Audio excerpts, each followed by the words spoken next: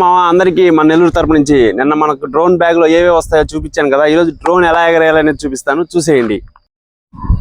ముందుగా మనకి డ్రోన్ కున్న రెక్కలన్నీ 4 నిదానంగా అన్ఫోల్డ్ చేసుకోవాలి, లేదా రెక్కలు ఇరిగిపోతాయి. జాగ్రత్తగా అన్ఫోల్డ్ చేసేయాలి. తర్వాత ఈ కెమెరాకు ఉండే క్యాప్ తీసుకోవాలి. మనకు బ్యాటరీ హబ్లు ఉన్నాయి కదా, బ్యాటరీ హబ్లో ఒక బ్యాటరీని వెనక బ్యాక్ ప్రెస్ చేస్తే బ్యాటరీ వచ్చేస్తుంది. దాన్ని తీసేసి డ్రోన్లో పెట్టి తోస్తే టప్ అని సౌండ్ రావాలా, అప్పుడు ఫిక్స్ అయిపోయినట్టు అనమాట.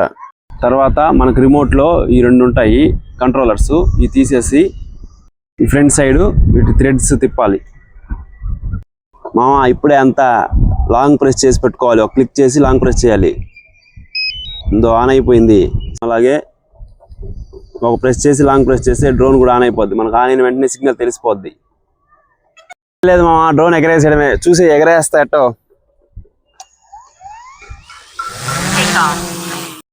ఇప్పుడు డ్రోన్ ఎలా పైకి ఎగరేయాలో చూసావు కదా.